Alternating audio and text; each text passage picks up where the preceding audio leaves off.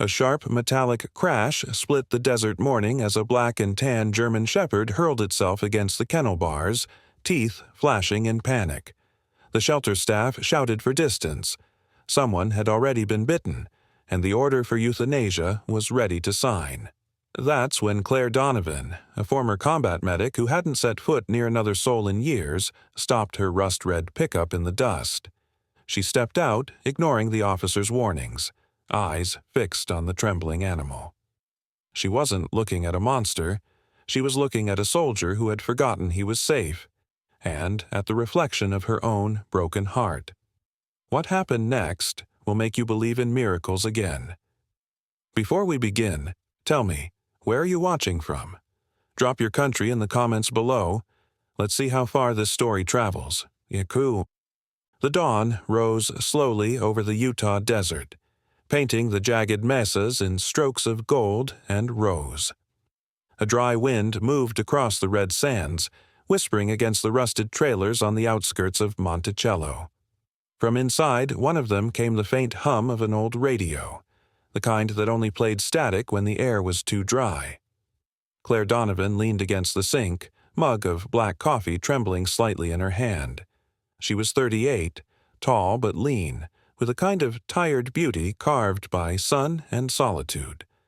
Her short, ash-blonde hair brushed her neck, a reminder of military efficiency that had never quite left her. Her skin, freckled and wind-burned, spoke of years under foreign suns. Her right leg stiffened as she shifted weight, the souvenir of a roadside explosion outside Kandahar 7 years earlier. She had been a combat medic then, good at keeping people alive until the helicopters came, but not good enough to save everyone. Now she lived alone, 20 miles from the nearest neighbor, in a trailer older than she was. Her only companion was the wind, that endless, restless wind that hissed through the canyon like a ghost trying to remember its name. Outside, the train whistle echoed from the valley below, long, lonely, and familiar. It was the sound she both hated and needed, a reminder that something still moved out there, that not everything in this world was stuck in place. Claire set down her mug, glanced at the calendar taped to the fridge.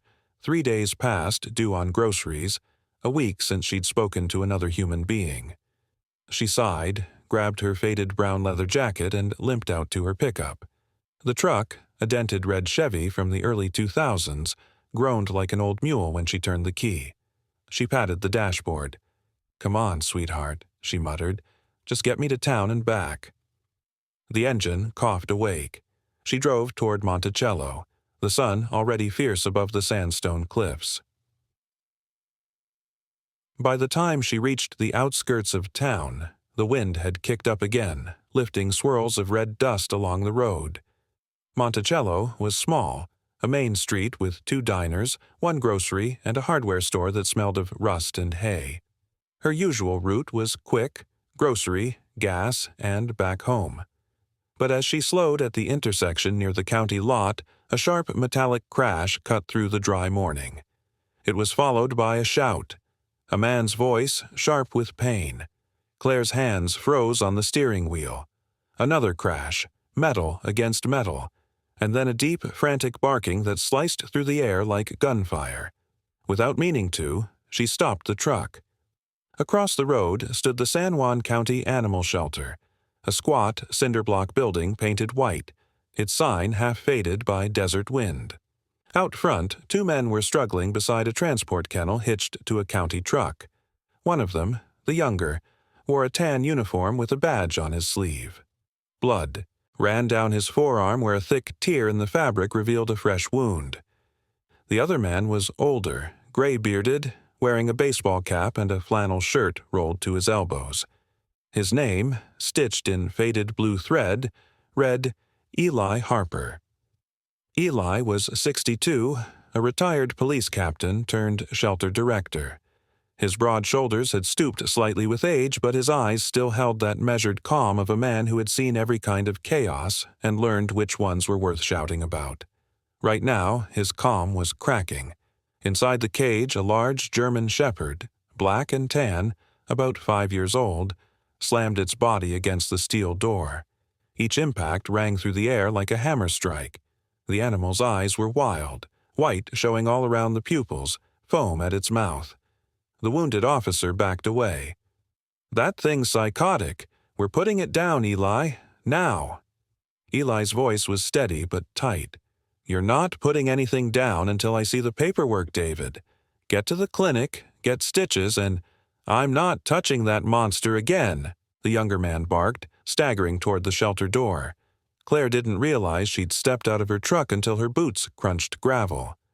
The dry wind caught her hair, and the scent of iron, blood, and metal drifted toward her. Eli turned, ready to send away another bystander. His words caught when he recognized her. "Well," he said, narrowing his eyes, "if it isn't the ghost from Red Mesa." Claire gave a half-smile. "Morning, Eli. I thought you swore you'd never come into town again unless the mountains were on fire." "They're not," she said softly, "but something sure sounds like it is." Her gaze drifted to the kennel. The shepherd had stopped lunging. It stood trembling, its fur bristling, breath heaving. Claire saw it, the flicker of something beneath the panic. Recognition. "Where'd he come from?" she asked. "Owner surrender," Eli said. "Guy claimed he was untrainable. Name's Ranger, according to the microchip." Ranger. The name struck her chest like a forgotten chord. The dog barked suddenly, high and desperate. For a second, the morning vanished, replaced by the hot stench of dust and diesel, a desert road in Afghanistan, and the sound of a dog's alarm bark seconds before the explosion. She blinked hard, the vision dissolving. The metallic clanging had stopped. Now there was only heavy breathing, the dog's and hers. "Eli," she said quietly. "He's not angry. He's terrified."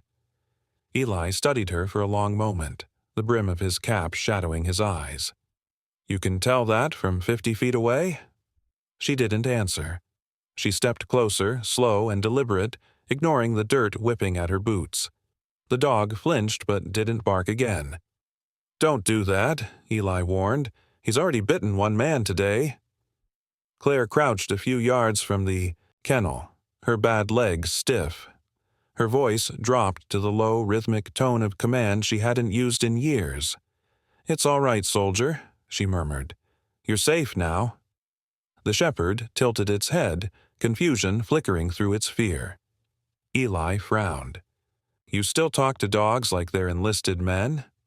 "Old habits," she said. The animal paced, sniffing the air, eyes locked on hers.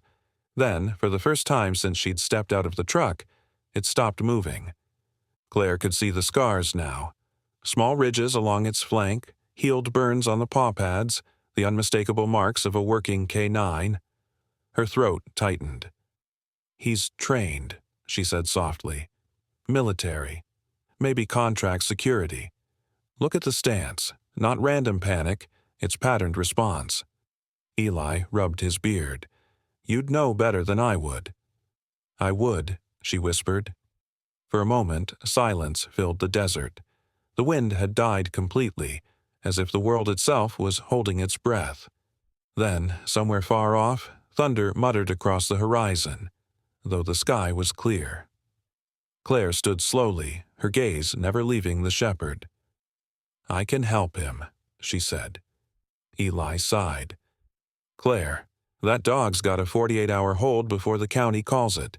You really want to open that wound again?" She didn't answer him.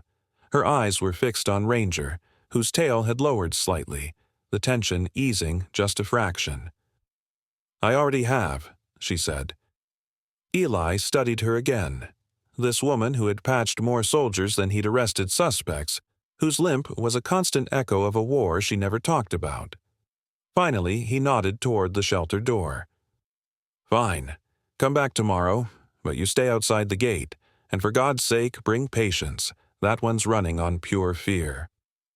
Claire turned toward her truck. The wind picked up again, carrying the faint rattle of dry grass across the lot. Behind her, Ranger pressed his nose against the bars, watching her until she was gone. For the first time since his arrival, he didn't bark, The next morning, the sky above Monticello was the color of copper. The desert wind hadn't slept. It screamed across the valley, carrying red dust that clung to everything like a memory. Claire Donovan parked her truck in front of the shelter and sat still for a moment, her hands resting on the steering wheel. The silence inside the cab felt safer than what waited outside, but she had made a promise. To herself, to that frightened animal behind the bars. When she stepped out, Eli Harper was already outside, shoveling sand that had blown against the door. He looked older than the day before, deep lines cutting into the sunburned skin of his face. The brim of his cap cast a shadow that couldn't hide the worry in his eyes. "You came back," he said, leaning on the shovel. "I said I would." He spat into the sand and nodded. "You sure you're up for this? County gave me 10 days. If that dog doesn't calm down by then, they'll send a vet from Moab to finish it." "I'll take that risk," Claire replied, "but I need space and time." Eli shrugged. "You got both, though the time part's thinner than the air out here." Inside, the shelter smelled of iron and bleach. Rows of kennels stretched into the dim corridor. Dogs barked and whimpered, their eyes following her as she walked. And then she reached the last cage. Ranger. He was pacing again, tail stiff, fur rising along his spine. The metal beneath his paws clanged softly with every step. Claire crouched a few meters away, setting her bag down quietly. From inside it, she pulled out a battered paperback, For Whom the Bell Tolls, the same book she had read on a cot in Afghanistan when the noise of the world became too much. She didn't look directly at him. She opened the book and began to read aloud, her voice calm but barely above a whisper. At the start of the war, he had thought of death as a thing he could meet with dignity. Ranger froze. His ears twitched toward her voice. For a moment, the only sound was wind sneaking through the vents. Then, as if uncertain, he let out a low growl. Not of anger, but confusion. Claire kept reading. Minutes turned to an hour. Her voice eventually faded into silence. She sat still, eyes lowered, breathing slow. The dog stopped pacing. His chest rose and fell, heavy but steady. Eli returned mid-morning with a cup of coffee for her. "You're really just going to sit there?" "That's the plan." He chuckled dryly. "You talk less than the priest in town, and that's saying something." She smiled faintly. Talking didn't help him yesterday. Before Eli could reply, a small voice echoed from behind him. "Mr. Harper, I finished cleaning the water pans." A girl appeared, no older than 12. She had pale skin, a mess of strawberry blonde hair tied into a ponytail, freckles scattered across her nose, and a determined look in her eyes. Her oversized volunteer vest hung loosely from her narrow shoulders. Eli turned. "Lucy, this is Miss Donovan. She's helping with our difficult guest." Lucy looked at Claire curiously, then at Ranger. "He doesn't like anybody." "Maybe he doesn't know how to," Claire said softly. Lucy nodded. "My dad was like that when he came back from deployment." Claire glanced at her. "Your dad served?" "Yeah," the girl said, eyes falling. "Didn't come back from the last one." The silence that followed was the kind only soldiers understood. Claire's throat tightened. "I'm sorry." Lucy shrugged the way children do when they've had to grow up too early. "It's okay. I talk to the dogs sometimes. They don't interrupt." Claire smiled faintly. "That's a good habit." Lucy stepped closer to Ranger's cage. "Hey, buddy," she whispered, slipping a small folded note through the bars. "You're not bad. You're just scared." The dog sniffed it once, then backed away to the corner. Still, he didn't bark. Eli frowned but didn't stop her. "You two are going to get me fired," he grumbled. For the next few days, the pattern continued. Claire would arrive early, sit near Ranger's cage, open her book, and read. Sometimes she didn't speak at all. Sometimes she only breathed slowly until the air itself seemed to calm. Ranger stopped throwing himself against the bars. He still watched her warily, but the edge in his posture softened. The violent pacing gave way to restless sitting, then to lying down, his head still high, eyes alert, but no longer wild. On the fourth day, a storm warning went out across the county. The radio crackled inside Eli's office. Dust levels rising, visibility near zero after noon. Eli cursed. Of all weeks! Claire didn't look up from her book. How bad will it get? Bad enough to shut the highway. You better head home early. She shook her head. Not yet. The storm came faster than predicted. By midday, the sky was a bruised red, and sand hissed against the windows like rain made of knives. The shelter lights flickered. Dogs whined and barked in fear. Claire moved closer to Ranger's cage, sitting cross-legged on the floor, her back against the opposite wall. The wind howled through the vents. Ranger's chest heaved, his muscles tense. Every thunderous gust outside made him flinch. Claire began to hum, a slow, broken tune. Something half-remembered from a desert camp years ago. The shepherd whined once, pacing in a small circle, then stopped. When lightning flashed through the vent grates, he didn't attack the bars this time. He looked at her, long and steady. Eli appeared at the doorway, coat flapping. "Power's going out. You'd better—" He stopped mid-sentence when he saw Ranger lying down, his head on his paws, still watching Claire. Eli's mouth fell open. "Well, I'll be damned." "Don't," she whispered. "You'll break the spell." He smirked, shaking his head. "All right, witch doctor. Keep your magic going." Lucy peeked around the corner, her hair full of static from the storm. "He's quiet," she said, almost in awe. "He's never quiet."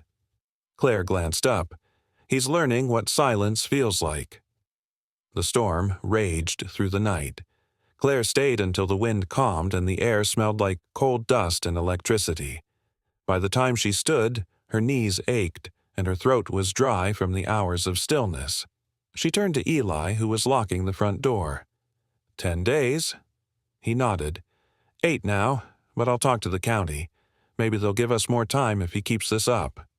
Good, she said, looking back once more at the kennel. Ranger was asleep, the first real rest she'd seen him take. Outside, dawn crept across the desert again, muted and hazy after the storm. The wind was finally tired. Claire leaned against her truck, rubbing dust from her eyes. Lucy came running out, clutching a little notebook. "I drew him," she said, holding out a sketch of the German shepherd curled up peacefully. "He looks better." Claire smiled. "He does?" Lucy tilted her head. "You look better, too." Claire chuckled. "Don't tell anyone." The girl grinned and ran back inside, her laughter carried away by the soft morning breeze. For the first time in years, Claire felt something strange stir in her chest, something she hadn't dared to feel since the war. It wasn't peace exactly, but it was close enough to hope. The wind had not stopped since sunset. It scraped across the metal siding of the shelter, hissing through the gaps in the roof like a living thing. The fluorescent lights flickered, struggling against the storm outside. Claire Donovan sat alone in the main hall, a blanket draped over her shoulders, the hum of the generator filling the silence between gusts. Eli had gone home hours ago after insisting she lock the gates and stay safe. But Claire knew she couldn't leave. Not tonight. The dogs had sensed the storm long before the first rumble of thunder. Every bark was sharp, panicked, echoing off the concrete. Only one kennel remained silent. Ranger's. He lay curled in the far corner, eyes half closed but ears twitching with each vibration that rolled through the walls. Claire watched him through the bars. She could see the tension in his chest, the way his tail trembled against the floor. He wasn't asleep. He was waiting for something. Lightning cracked across the desert. A second later, the thunder struck, loud and immediate. Ranger shot up, slamming into the bars, teeth bared, barking so violently the other dogs joined in chorus. Claire flinched but didn't move away. She knew that sound, the sound of someone trapped in a war they thought was over. She rose, her injured leg stiff beneath her, and crossed the narrow aisle toward his cage. Her hand hesitated over the latch. Another flash of light tore across the ceiling, illuminating her face, then his. For one heartbeat, they saw each other clearly, the haunted soldier and the broken dog. She unlatched the gate. The door creaked open and the barking around her swelled. Ranger backed up, tail stiff, eyes wide. His whole body was one long tremor. "Easy," Claire whispered. "You're all right. It's just noise." He growled low, his breath fast and ragged. She moved closer, one step at a time, until she was inside the cage. The door clanged shut behind her. "See? You're not alone." The next thunderclap exploded overhead. Ranger lunged, not to attack, but to hide. His body collided with hers, knocking her to one knee. For a heartbeat she froze, feeling his muscles trembling against her chest, the hot breath against her neck. His head pressed hard into her shoulder, as though trying to bury himself there. She slowly wrapped one arm around him. "It's okay," she whispered. I know what it's like." The storm raged outside, rain hammering the tin roof in wild rhythm. But in that small metal cage, time slowed. Ranger's growls faded into a low whine, then a shaky sigh.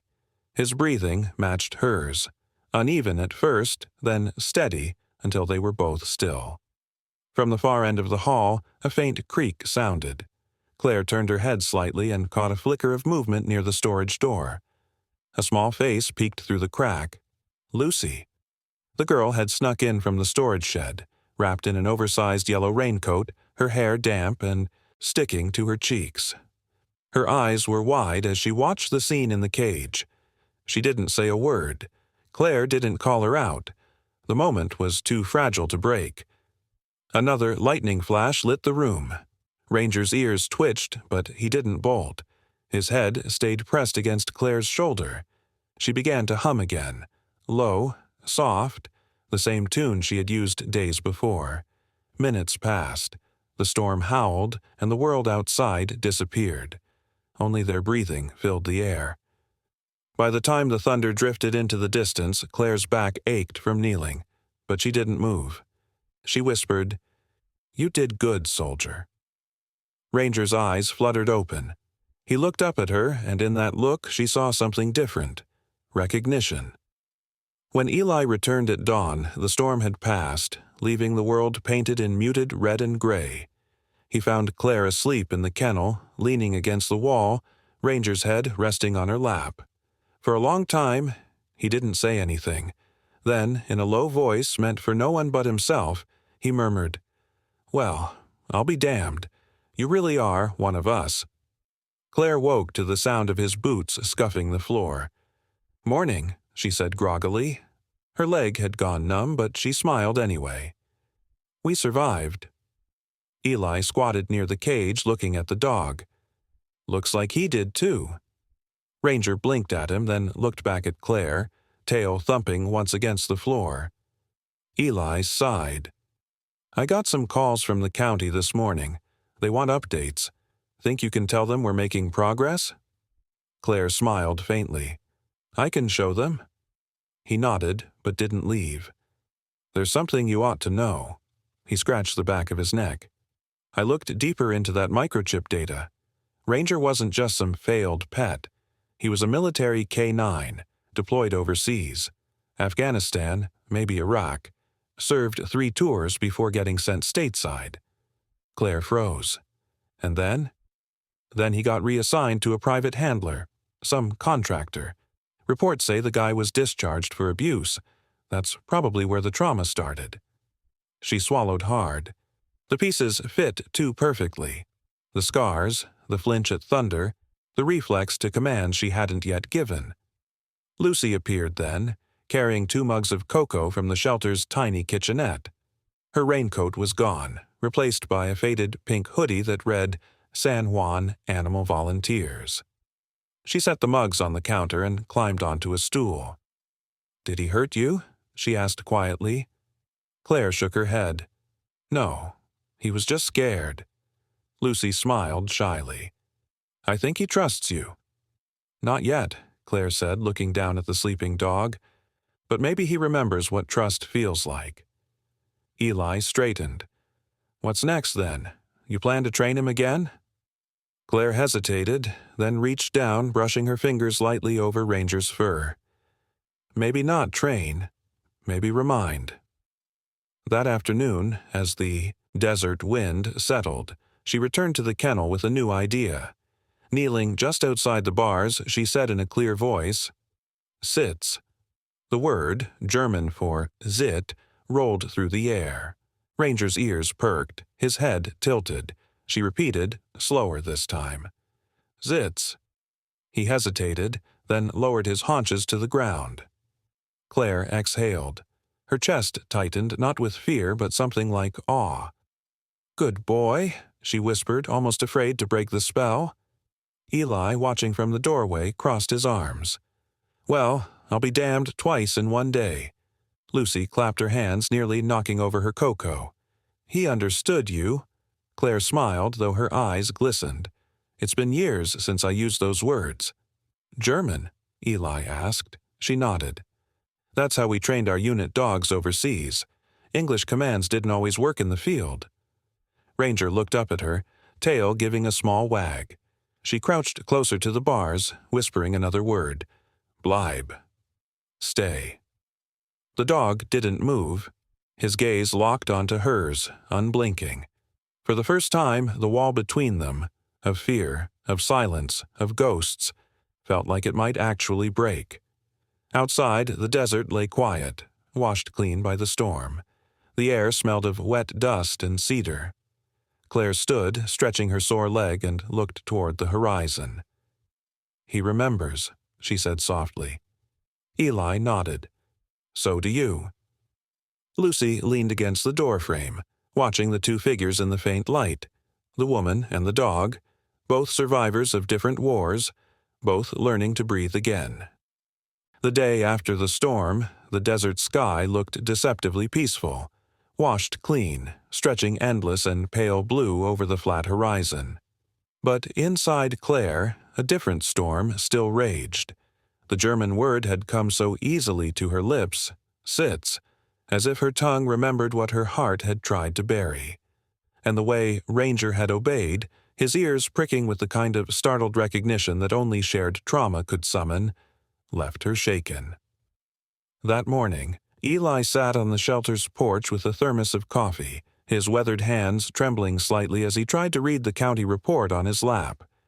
His breath came shallow, a faint tremor in his voice when he greeted Claire. He'd been pushing himself harder than usual lately. Too many phone calls, too much paperwork. The color in his face was pale beneath his beard. Claire noticed it, but said nothing at first. By noon, while checking the feed room, she heard a dull thump from outside. When she ran to the porch, she found Eli slumped forward in his chair, the coffee spilled across the planks. His breathing was shallow, his skin grayish under the sunlight. "Eli!"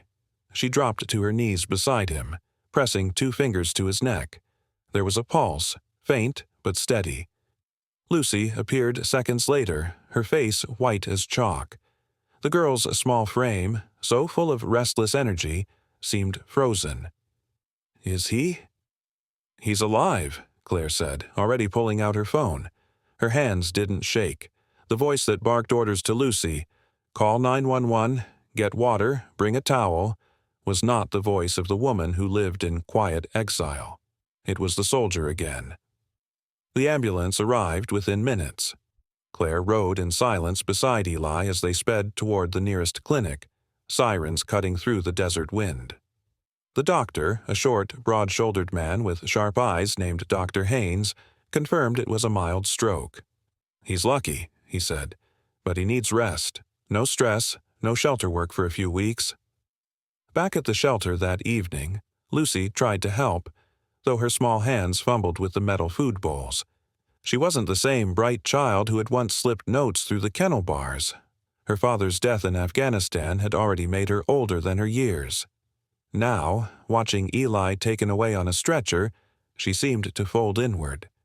Claire noticed how the girl lingered by Ranger's cage, whispering, You're going to help me take care of this place, right?" The German shepherd's ears twitched. That night, when Lucy dozed off in the office chair, Ranger dragged his food bowl closer to the gate and nudged it toward her. Claire saw it from across the corridor. Her throat tightened. "He's protecting her," she murmured, more to herself than to anyone else.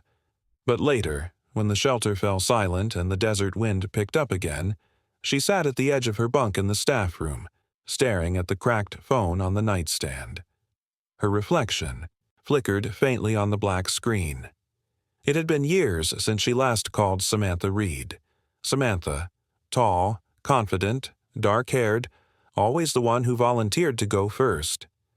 They had served together in the field hospital outside Kandahar. It was Samantha who had held Claire's arm when the bomb detonated, and Samantha who had survived the blast that took the life of her K9, Titan. Claire picked up the phone, hesitated, and then dialed. Each ring pulled her further back into the past.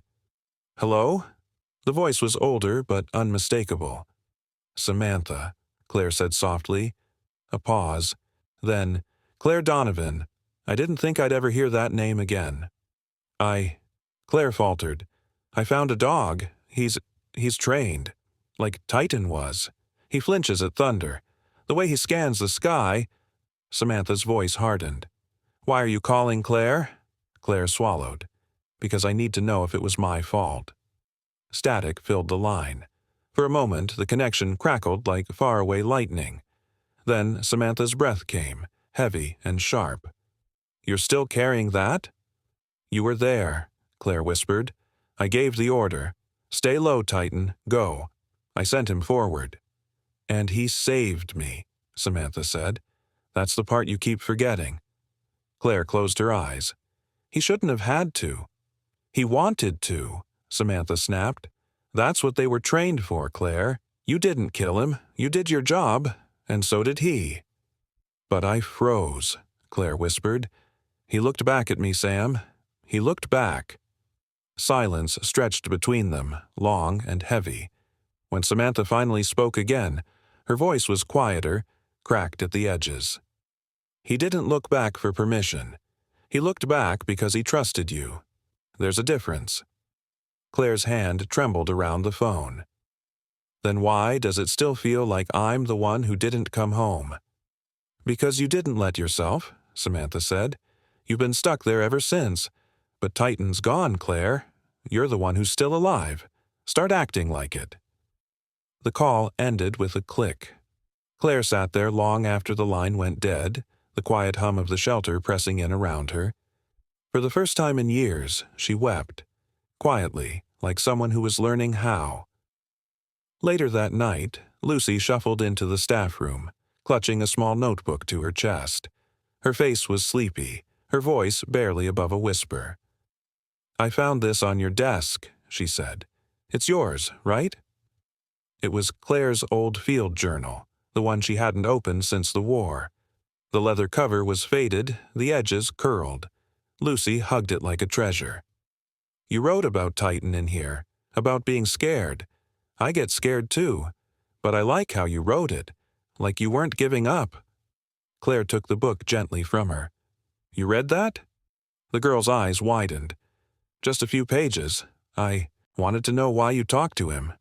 She nodded toward Ranger's kennel. "Like he's listening." Claire smiled faintly. "Because he is." Lucy yawned. "He brought me his food tonight.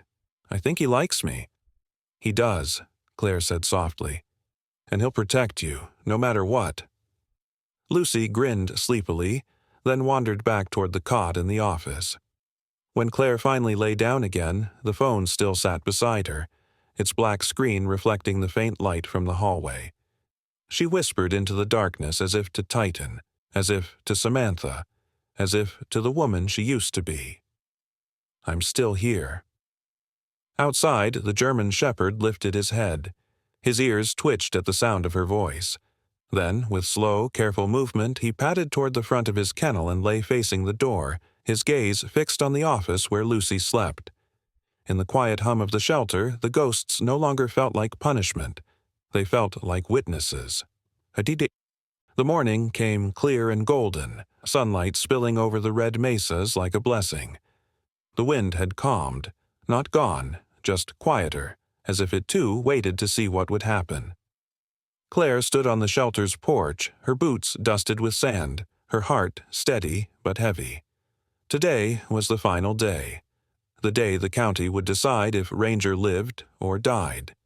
Lucy was already out back, sweeping the courtyard with a broom that was almost taller than she was. Her hair glowed orange in the light, and she wore her volunteer vest with a pride that made her look older than 12. When she saw Claire, she waved. "He's ready," she said softly. Claire nodded. "So am I." Inside the office, Eli sat in his chair, a plaid blanket draped across his legs, his color still pale from the stroke.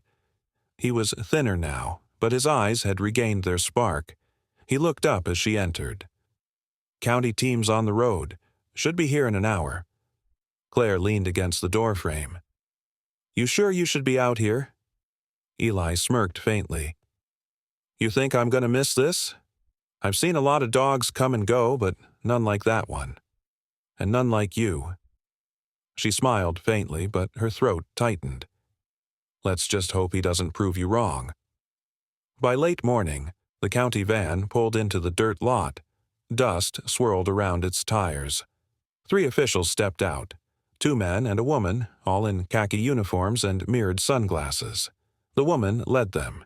Her name tag read Officer Dean. Her posture was crisp, her tone brisk. "We'll make this quick. If the animal displays aggression, we'll proceed according to protocol." Eli muttered, "Protocol, my foot," but Lucy nudged him to be quiet. They gathered in the sunlit yard. The other dogs were quiet, as if sensing something sacred was about to unfold. Ranger stood behind the gate, head low, watching the strangers with wary eyes. His fur gleamed in the light, the black along his back shining like ink, the tan around his muzzle soft as desert dust. Claire stepped forward slowly, her shadow stretching across the sand. She was calm, deliberate, every movement measured. "He knows me," she said. "Let me handle him." Officer Dean nodded. "If he lunges, we end it. You understand?" "I do." For a long moment, no one spoke. The wind stirred again, lifting a few strands of Claire's ash-blonde hair. Then she crouched near the gate, her hand resting lightly on the latch. "Ranger," she said quietly, her voice low but steady. "Calm." The German word rolled off her tongue like a prayer. Ranger hesitated. His ears flicked, head tilting slightly. Then he took one slow step forward. The crowd held its breath. Claire opened the gate. It groaned on its hinges, loud in the silence. Ranger stepped through, muscles tense, tail low but not tucked. Claire extended her hand, palm open. He sniffed the air, eyes flicking between her and the officials. "You're okay," she whispered. "You're home." And then, as if the words carried the weight of every night they'd endured together, Ranger moved forward and lowered his head. Claire slipped the leash over his neck. He didn't flinch. He didn't growl. He just stood there, breathing quietly. When she took the first step, he followed. One step, then another.